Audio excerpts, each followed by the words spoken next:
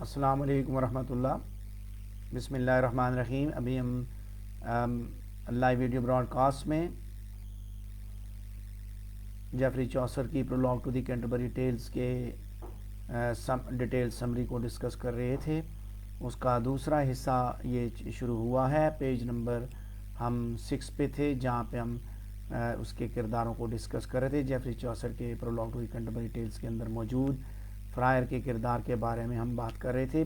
Paragraph number 8 پہ ہماری discussion چل رہی تھی، تو اسی کو لے کے آگے بڑھتے ہیں۔ فرائر کے بارے میں آپ کو مزید انفارمیشن بھی دیتا ہوں۔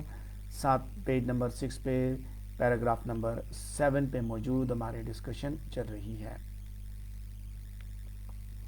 فرائر جو ہے وہ اس کا کردار ہے جس کے بارے میں نے آدھی باتیں پچھلے لیکچر میں کی۔ ابھی میں مزید اس کے بارے میں بات بھی کرتا ہوں کہ فرائر کے بارے میں جیفری چوسر نے بڑی ڈیٹیل کے ساتھ چیزیں بتائیں۔ اس کو بڑا شدید طنز کا نشانہ اس نے بنایا۔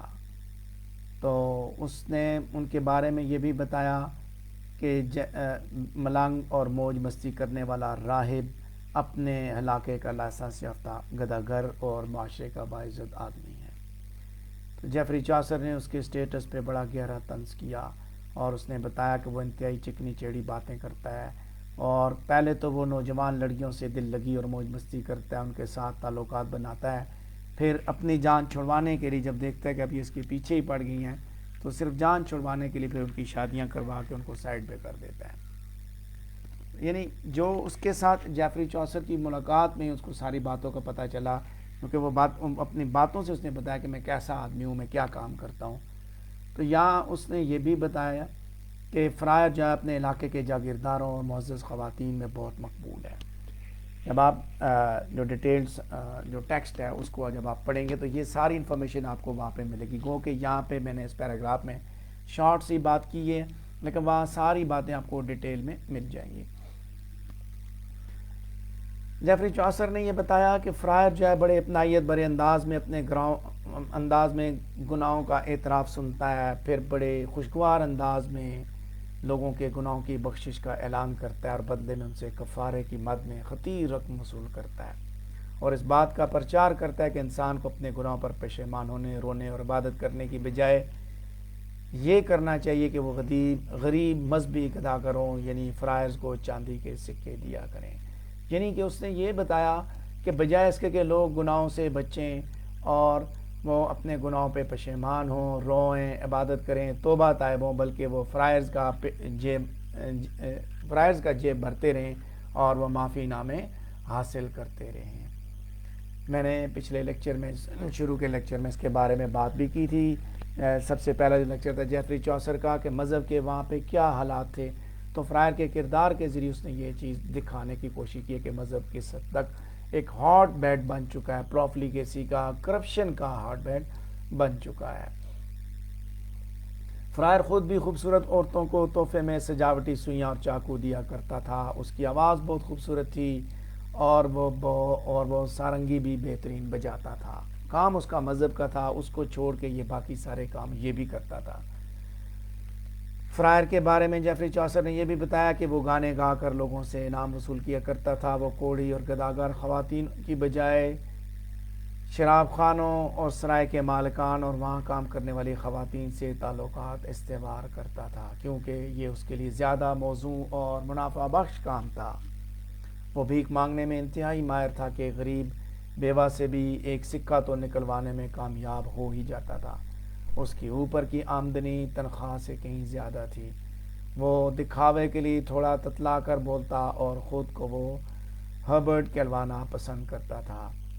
فرائر کے کردار کے ذریعے جیفری چوسر نے مذہب پر شدید طنز کیا، سیٹائر کی، اور اس نے بتایا کہ وہ کس طرح مذہبی معاملات کی بجائے گناہ میں لذت محسوس کرتا ہے اور غریبوں کا استحصال کرتا ہے۔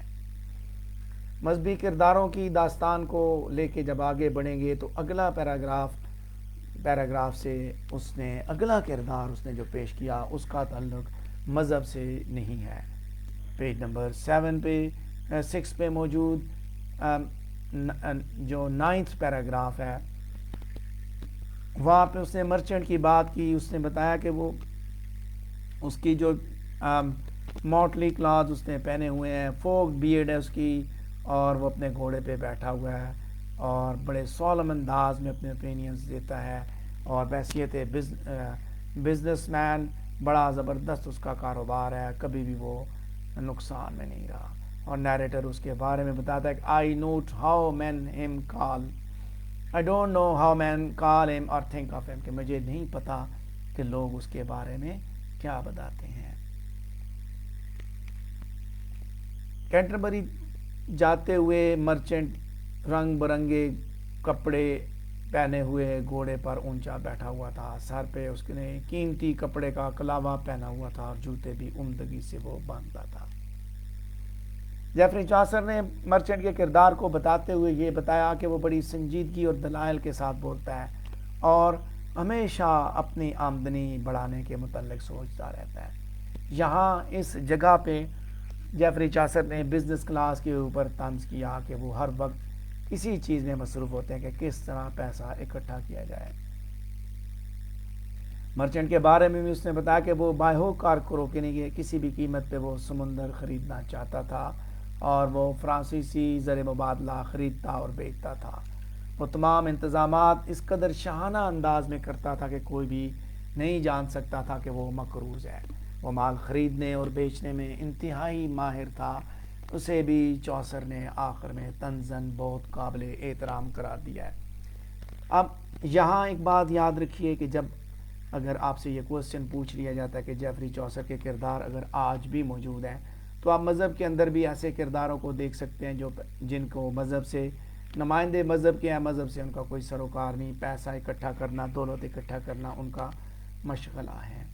وہیں ساتھ ساتھ آج کے دور میں بھی آپ کو اس طرح کے مرچنٹس ملتے ہیں جو کہ ہمیشہ آمدنی بڑھانے میں مصروف ہیں، اور اس کے ساتھ ساتھ آپ کو یہ بھی ملتا ہے کہ انہوں نے بہت سا قرض لیا ہوا ہوتا ہے لیکن وہ نظر نہیں آتا۔ آپ کو بڑے بڑے بزنس مین اس طرح کے نظر آئیں گے، انہوں نے قرض لیا ہوتا ہے، وہ مقروض ہوتے ہیں، سود پہ کاروبار کر رہے ہوتے ہیں لیکن مال بیچنے خریدنے میں ماہر ہیں، اور یہ ہر سوسائٹی کے اندر اس طرح کے لوگ ہیں اور ان کا کام ہی یہی ہے کہ پیسہ کس طرح بنایا جائے۔ اس کے بعد اگلا کردار جیفری چوسر نے پیج نمبر 6 پہ جو بیان کیا اس کے سیکنڈ لاسٹ پیراگراف میں، وہ ہے دا کلارک آف آکسفورڈ کا، یعنی کہ بیسیکلی ایک کرداروں کا ایک پورٹریٹ گیلری چل رہی ہے۔ آپ کو ایسا لگے گا کہ آپ کسی پورٹریٹ گیلری میں کھڑے ہیں، آرٹ گیلری میں، جہاں پہ تصاویر موجود ہیں، آپ ایک دیکھتے ہیں، اس کے بعد آپ دوسرا دیکھتے ہیں، اس کے بعد آپ تیسرا دیکھتے ہیں۔ اسی ترتیب سے جیفری چاسر آپ کو ون آفٹر انادر کریکٹر جب وہ انٹروڈیوس کیے جا رہا ہے۔ جب آپ انٹروڈکشن دیکھتے ہیں، جب آپ کرداروں کو دیکھتے ہیں تو آپ کو اس نے دا کلارک آف آکسفورڈ کے بارے میں بتایا، کلارک کے بارے میں جو کہ آکسفورڈ یونیورسٹی کا اسٹوڈنٹ ہے اور اس کے پاس کوئی 20 کے قریب کتابیں ہیں، اور اس کے لباس کے بارے میں اس نے بات کی، اس کے پاس تھوڑا سا سونا بھی موجود ہے اور وہ کبھی بھی اتنا نہیں، بہت تھوڑا بولتا ہے، یعنی کم سے کم وہ بات کرتا ہے۔ دا کلارک آف آکسفورڈ کے بارے میں بتاتے ہوئے جیفری چوسر یہ لکھتا ہے کہ اس نے اپنی زندگی کو طویل عرصے سے لاجک کے لیے وقف کر رکھا ہے۔ وہ کلارک آف آکسفورڈ کے گھوڑے کے بارے میں بتاتا ہے کہ وہ دبلا پتلا تھا لیکن بناوٹی اور سنجیدہ تھا، اس کا چوغا چھوٹا تھا لیکن وہ مکمل پھٹا ہوا تھا، کیونکہ اس نے کبھی بھی کوئی دنیاوی فائدہ نہیں اٹھایا، یعنی اسے مال دولت کمانے کا حرص نہ تھا۔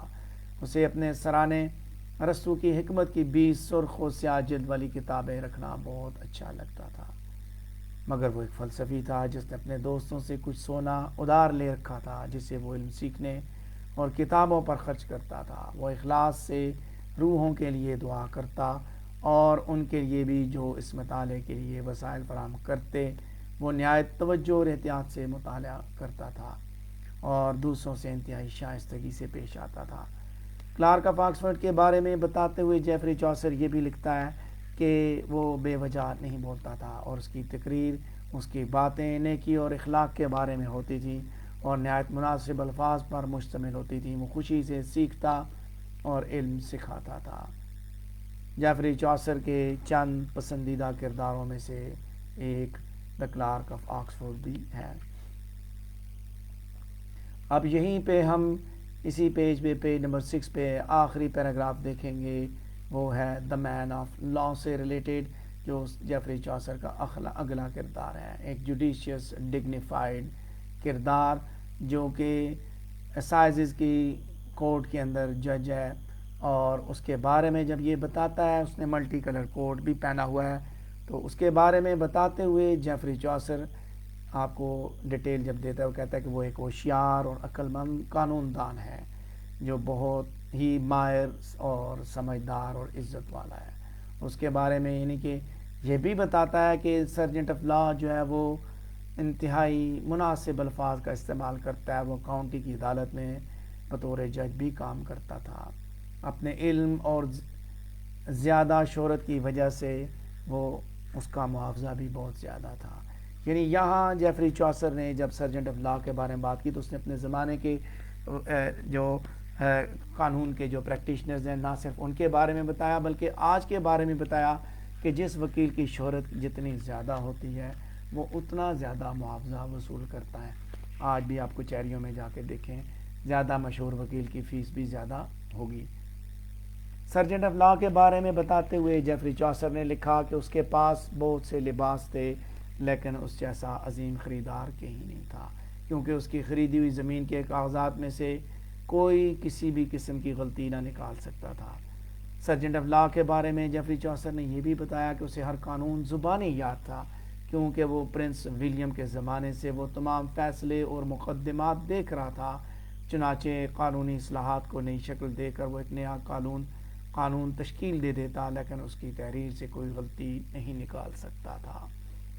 اس کے ساتھ ساتھ اس نے اس کی خوبیاں بیان کرتے ہوئے جیفری چوسر نے یہ بھی لکھا کہ وہ جتنا مصروف تھا، حقیقت میں جتنا مصروف تھا اس سے زیادہ وہ مصروف دکھائی دینے کی کوشش کرتا تھا۔ تو اس کے بعد ہم اگلے پیج کی جانب بڑھیں گے، پیج نمبر 7 کی جانب، جہاں پہ ہمارا پہلا پیراگراف ہوگا، اور یہاں پہ ہمارا اگلا کردار ہے فرینکلن کا۔ فرینکلن کے کردار کو آپ دیکھیے تو آپ کو اس کے بارے میں بھی بڑی ڈیٹیل کے ساتھ انفارمیشن ملتی ہے۔ اس کے اندر پیج نمبر 7 پہ پہلا پیراگراف کہ مین آف لا کے ساتھ موجود ہے، اور یہ کس طرح کے اس کے لباس کے بارے میں بات کی، بیئرڈ کی بات کی، ایز وائٹ ایز ڈیزی، ٹھیک ہے۔ اس کے بعد اس کو سینجن ہمر کا کردار ہے، ڈومینیٹڈ بائی بلڈ۔ فرینکلن جو ہے ایک بہت زیادہ کھانے والا آدمی ہے، اور he loves a piece of bread dipped in wine and is described as Epicurus son۔ Epicurus ایک کردار تھا جس کی ایک فلسفی تھی کہ کھاؤ پیو کل مر جانا ہے، یعنی کہ وہ اتنا کھانے کا شوقین تھا۔ تو اس کے بارے میں اس نے بتایا جیفری چوسر نے کہ یہ بھی اسی کا بیٹا لگتا ہے، یعنی بہت کھاتا ہے۔ تو اس کے بارے میں اس نے پھر جب اس نے مزید جو ڈیٹیلز دی تو اس نے بتایا کہ اس کی داڑھی جب وہ ڈیزی کے پھول کی طرح سفید ہے، وہ بہت خوش مزاج اور پر اعتماد آدمی ہے۔ جیفری چوسر فرینکلن کے بارے میں یہ بھی بتاتا ہے کہ وہ عیش پرستی پر یقین رکھتا ہے، اور اس کے نزدیک جسمانی خوشی حاصل کرنا ہی اصل مقصد حیات ہے، اور وہ اپنے علاقے کا سینٹ جولین ہے، وہ انتہائی خوش خوراک آدمی ہے، ایپیکورین، اور ایک اعلیٰ قسم کے شراب خانے کا مالک بھی اسے سمجھا جاتا ہے، جس کی شراب ہمیشہ عمدہ کوالٹی کی ہوتی ہے۔ فرینکلن کے گھر میں ہمیشہ گوشت کا ذخیرہ ہر شکل میں موجود ہوتا ہے، اس کے علاوہ اس نے شراب کا ذخیرہ بھی کر کے رکھا ہوتا ہے۔ فرینکلن کے کھانے موسموں کے مطابق تبدیل ہوتے رہتے ہیں، اور وہ تفریح کا سامان بھی وہ موسم کے مطابق تبدیل کرتا رہتا ہے۔ فرینکلن کا کھانا ہمیشہ اعلیٰ قسموں کے مصالحوں سے تیار ہوتا ہے، ورنہ وہ اپنے باورچی کو سخت سزا دیتا ہے۔ وہ اپنے ساتھ دودیا سفید خنجر رکھتا ہے، اور اکثر اپنے علاقے میں نائٹ کے طور پر کام بھی سر انجام دیتا ہے، اور مختلف معاملات کی صدارت بھی کرتا ہے۔ فرینکلن کے ذریعے اس نے بتایا کہ اس کے فزیکل اپیرنس کی جہاں بات کی تو اس نے ساتھ یہ بھی دکھا دیا کہ وہ کیسا آدمی، اگر وہ بہت کھاتا ہے تو اس کے بہت کھانے کے بارے میں بھی جیفری چوسر نے ہمیں بڑی عمدگی سے ڈیٹیلز بیان کی ہیں۔ پیج نمبر 7 پہ ہم سیکنڈ پیراگراف کو اب دیکھیں گے، جہاں پہ ڈیٹیل سمری کی بات ہوتے ہوئے ہم آگے بڑھ رہے ہیں۔ اور یہاں پہ 5 گلڈز مین میں سے ہربڈیشیر کا نام لیا گیا. ٹھیک ہے, یہ 5 بیسیکلی یہ 5 آدمی ہیں, ان سب کو ہم نے ادھر اکٹھا کر کے یہاں پہ ہربڈیشیر کا نام دیا. تو یہاں پہ ہربڈیشیر بھی ہے, کارپینٹر بھی ہے, ویور بھی ہے, ڈائر بھی ہے, ٹیپسر بھی ہے. یہ سارے کے سارے گلڈ کے اندر رہتے ہیں, گلڈ مین کا ان کا ڈریس ہے. اور یہ سارے کے سارے یہ وہ کردار ہیں, ان کے یہ گلڈز مین یہ سارے وہ کردار ہیں جو کہ اس prologue to the Canterbury tales میں تو ان کا تعارف دیا گیا, لیکن اس کے علاوہ جیفری چوسر نے ان کی ٹیلز کہیں پہ بھی بیان نہیں کی, جس سے یہ پتہ چلتا ہے کہ انہوں نے کہیں پہ بھی اپنی کہانی سنائی نہیں. ہربڈیشیر جو ہے وہ سلائی کی چھوٹی چھوٹی چیزیں بیچنے والا ہے. اس کے علاوہ بڑھئی, کپڑا بننے والا, رنگ ساز, درزی, ان سب کا لباس ایک جیسا ہے اور یہ آپس میں باہمی محبت کے تعلق کی بنا پر بندھے ہوئے ہیں. ان کے لباس بالکل نئے تھے. اور جیفری چوسر نے یہ بھی بتایا کہ یہ سب بہت عقل مند تھے, بہت زیادہ جائیداد اور آمدنی کے مالک تھے. ان کی بیویاں بھی ان سے بہت خوش تھیں, جو اپنے آپ کو میڈم کہلوانا پسند کرتی تھیں. ان کے لباس شاہی نوکروں کے ذریعے اٹھوائے جاتے تھے. یہ سب کردار چوسر کے زمانے کے معاشرے کی بہترین عکاسی کرتے ہیں. اس کے بعد ہم تیسرا پیراگراف دیکھیں گے پیج نمبر 7 پہ, جہاں پہ جیفری چوسر نے کک کے بارے میں بات کی کہ prologue to the Canterbury Tales کے اندر سینٹ ٹامس سے بیکٹ کے مزار کی جانب جانے والے کرداروں میں ایک کک بھی موجود ہے. باورچی ہے جو کھانا پکانے میں ہر طرح سے مہارت رکھتا تھا اور مختلف انواع و اقسام کے کھانے بہترین ذائقوں کے ساتھ تیار کرتا تھا. چکن کی مختلف ڈشز اسے سبزیوں یا چاولوں کے ساتھ ابالنا, روسٹ کرنا, فرائی کرنا خوب آتا تھا. وہ بہترین ذائقے کا سوپ اور عمدہ پائی بیک کرتا تھا. اسے لندن کی تیز ترین شراب کا ذائقہ اچھی طرح معلوم تھا, مگر افسوسناک بات یہ تھی کہ اس کی جلد پر کینسر زدہ زخم تھے. یہ بھی جیفری چوسر کے طنز کی بہترین مثال ہے. کک کے ذریعے بھی اس نے بڑا طنز کیا. اس کے بعد پیج نمبر 7 پہ چوتھا پیراگراف آپ دیکھیں گے, جہاں پہ اس نے شپ مین کے بارے میں بات کی ہے.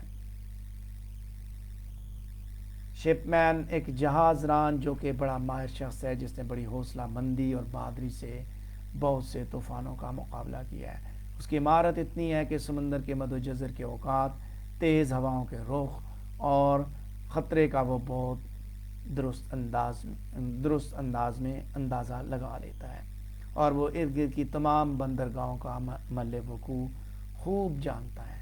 مگر فطرتاً وہ ایک بے ایمان اور جرائم پیشہ شخص ہے. جب اس کے جہاز کے مسافر تاجر سو جاتے ہیں تو وہ ان کی شراب چوری کر کے پی لیتا ہے اور اس حرکت پر ذرا بھی نادم نہیں ہوتا.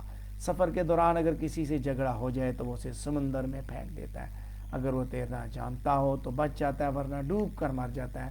اور شپ مین جیفری چوسر کے مطابق ایک اچھا آدمی ہے, یعنی اس نے اس انداز سے اس کو بیان کیا, اس کے بارے میں بتایا اچھا آدمی, بھائی یہ تو اچھا آدمی ہے. یہاں بھی جیفری چوسر نے طنز کا سہارا لیا, شدید طنز اس نے کیا ہے یہاں پہ. یہاں تک ہم نے جیفری چوسر کے پہلے 13 کرداروں کے بارے میں بات کی, اور پیج نمبر 7 کے 4 پیراگراف ہم نے ڈسکس کیے. تو اس کے ساتھ ہم یہ لیسن کمپلیٹ کرتے ہیں. اگلے لیسن میں ہم باقی کرداروں کے بارے میں بات کریں گے.